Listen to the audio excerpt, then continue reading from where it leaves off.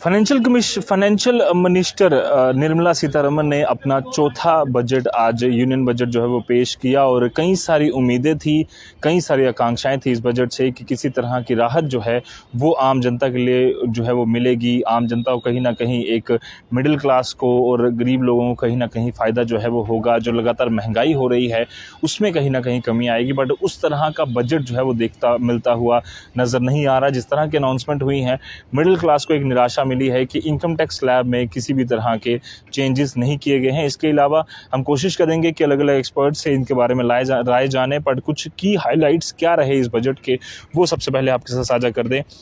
केंद्र सरकार ने ये फैसला किया है कि 4.8% जो टोटल एक्सपेंडिचर गवर्नमेंट का है उसे बढ़ाया जाएगा। कुल मिलाकर इस पर 39.5 लाख करोड़ रुपए का खर्च गवर्नमेंट एक्सपेंडिचर में किया जाएगा। इस तरह के बात जो है वो फाइनेंशियल जो मिनिस्टर हैं उन्होंने की है। इसके अलावा जो क्रिप्टो करेंसी या फिर इस तरह की जो और वर्चुअल करेंसीज़ हैं, किसी भी तरह की अगर इनकम उससे होती है तो उस पर 30% टैक्स जो है वो सरकार लेगी। और सरकार ने, क्योंकि पहले ही ये बात चल रही थी कि बैन हो सकता है क्रिप्टो करेंसी या फिर इस पर कोई रेगुलेशन आ सकती है, तो रेगुलेशन इस पर आ चुकी है। 30% जो इस पर कमाई पर जो टैक्स है वो लिया जाएगा।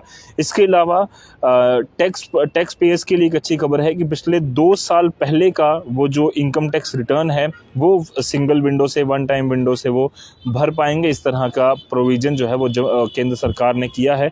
और टैक्स स्लैब में किसी भी तरह का बदलाव नहीं है। ये भी एक बहुत बड़ा अपडेट, क्योंकि आम जनता को, मिडिल क्लास को, खासकर सैलरीड जो क्लास है उसे पूरी तरह से उससे उम्मीद थी, उसे कोई राहत नहीं मिली है। इसके अलावा जो लॉन्ग टर्म कैपिटल गेन्स हैं उसमें जो सरचार्ज है उसकी कैप जो है 15% कर दी गई है। इसके अलावा गति शक्ति मास्टर प्लान बनाना, एक्सप्रेस वे की तरह एक बनाने का प्लान जो है वो केंद्र सरकार ने किया है, जिसमें उन्होंने कहा है कि लोगों की और गुड्स की आवाजाही तेज़ी से हो सके, आसानी से हो सके, उसके लिए गति शक्ति मास्टर प्लान जो है ये बनाया जाएगा। एक्सप्रेस वेज को और बढ़ाया जाएगा, ताकि यानी कि इंफ्रास्ट्रक्चर लेवल पर इस पर काम किया जाएगा। वहीं डेटा सेंटर और एनर्जी स्टोरेज सिस्टम जो है वो एस्टेब्लिश किए जाएंगे। इंफ्रास्ट्रक्चर लेवल पर उन्हें तेज़ी से जो है वो बनाया जाएगा, ताकि जो रिसर्च है स्टोरेज सिस्टम और एनर्जी में, इसमें एक और डेवलपमेंट जो है वो हो सके, उस पर तेज़ी से काम हो सके। डिजिटल रुपी जो आज की सबसे बड़ी हाईलाइट रही वो ये थी कि आरबीआई यानी कि रिजर्व बैंक ऑफ इंडिया जो अभी महात्मा गांधी की चित्र छिपे हुए नोट जो है वो आपके सामने लाती है, फोटो जो सिक्के हैं वो लाती है, और एक तरीके की फिजिकल करेंसी आपके सामने होती है।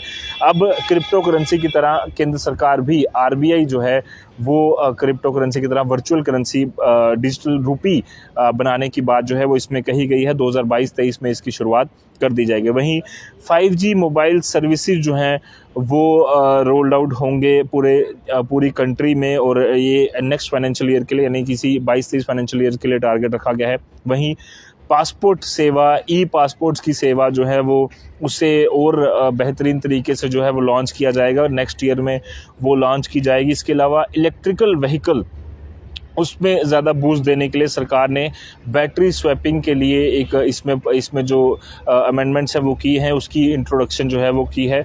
वहीं सरकार ने ये कहा है कि हमें उम्मीद है कि ग्रॉस डोमेस्टिक प्रोडक्ट, जिसे हम जीडीपी आम भाषा में रेगुलर कहते हैं, 9.2% जो है वो रहने की उम्मीद है, क्योंकि सरकार ने साफ तौर पर कहा है कि हमने कोरोना वायरस पेंडेमिक हो या फिर पिछले 2 साल में जो लगातार परेशानी आई, कई बेहतरीन इकोनॉमी से भी अच्छा प्रयास जो है वो केंद्र सरकार ने हमारी कंट्री के लिए की है, और उसमें बेहतरीन इकोनॉमी हमारे इंडिया की रही है।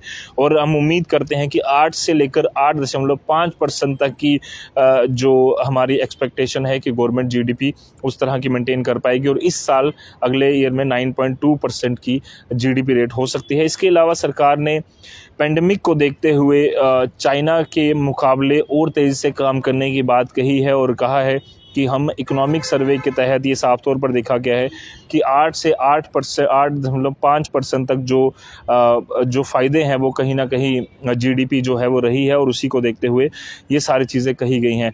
वहीं आम जनता को इस तरह की उम्मीद थी कि किसी तरह का बजट जो है वो उसकी राहत उसे मिले, पर उसमें कुछ खास नज़र नहीं आ रहा है। वहीं कुछ जो चीज़ें सस्ती हुई हैं वो हल्का से जल्दी मैं आपके साथ बता दूँ। विदेशों से आने वाली जो मशीनें हैं वो सस्ती हुई हैं। कपड़ा और चमड़े का सामान जो है वो सस्ता हुआ है। खेती के उपकरण सस्ते होंगे, मोबाइल चार्जर जो है वो सस्ते होंगे, जूते चप्पल में रेट्स में गिरावट आएगी, हीरे के गहने उसमें गिरावट आएगी, रेट थोड़े सस्ता होगा। पैकेजिंग के डिब्बे सस्ते होंगे। जेम्स एंड ज्वेलरी जिसे कहा जाता है वो सस्ते होंगे। महंगे होने वाला सामान, छाता आपका जो बारिश में धूप में आपके काम आता है वो महंगा होगा। कैपिटल गुड्स आपके महंगे होंगे। बिना ब्लेंडिंग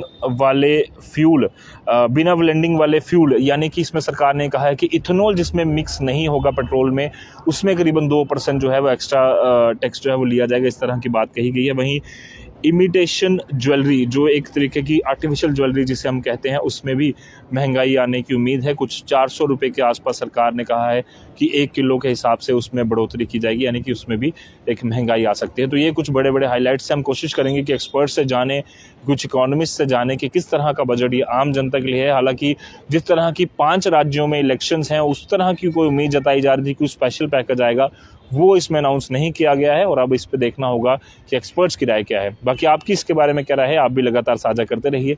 फिलहाल के लिए दीजिए इजाज़त, धन्यवाद।